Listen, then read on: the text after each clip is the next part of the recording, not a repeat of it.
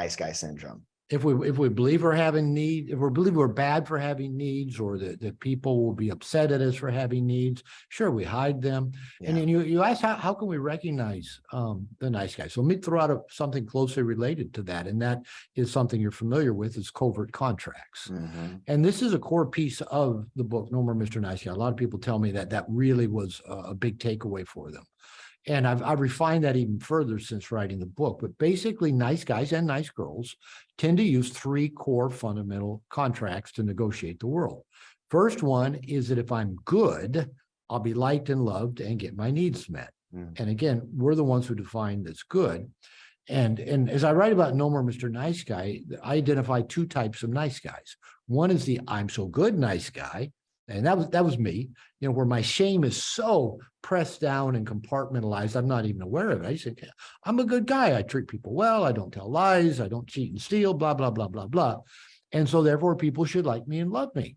And they should want to help me meet my needs.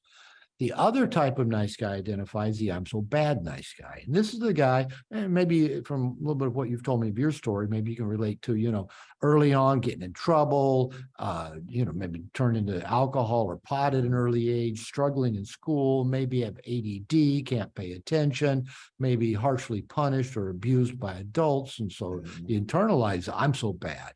And often for the I'm so bad nice guy, at some point they have a turnaround. Get married, have a kid, find Jesus, near-death experience, whatever, and they think, I got to become a good guy. But swing the pendulum unfortunately, too far. that toxic shame is still right just below the surface. Say, I'll try to be a good guy because that's the only way I'm going to be liked and loved and get my needs met. But it's only a matter of time till people find out, I'm not such a nice guy. Sure. So that's covert contract number 1.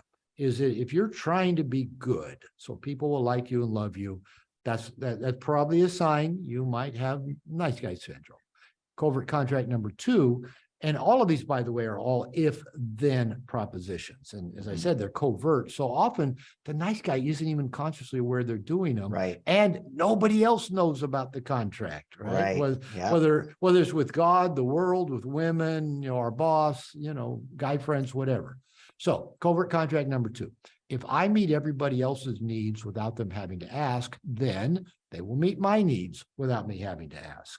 Now, usually what that means is if, as we caretake and be codependent with other people, we want them to appreciate us and like us and maybe want to have sex with us and give back to us in the ways we give to them. Now, all the covert contracts are highly ineffective for numerous reasons, but this one especially. Mind reading other people and caretaking them is not really a good way to get your own needs met. Sure. Nobody else knows that contract exists. They can't read our mind. They don't know what we want. And to top it off, nice guys are typically really bad receivers. I've been told by every woman in my life, Robert, you're hard to give to. So I had to take that seriously. I thought, okay, I have to learn to give to me, and I have to learn to surround myself with people who want to give to me. I have to let people know what I would like them to give to me, and I have to practice receiving what they want to give. But because we're terrible receivers by nature, we tend not to get our needs met, which leads to that sign on your wall that we're going to come back to in just a minute, the passive-aggressive man. Yeah. And then the third covert contract is if I do everything right, then I will have a smooth, problem-free life. Now, this is pretty Peter Pan-ish because nobody ever does everything right. Yeah.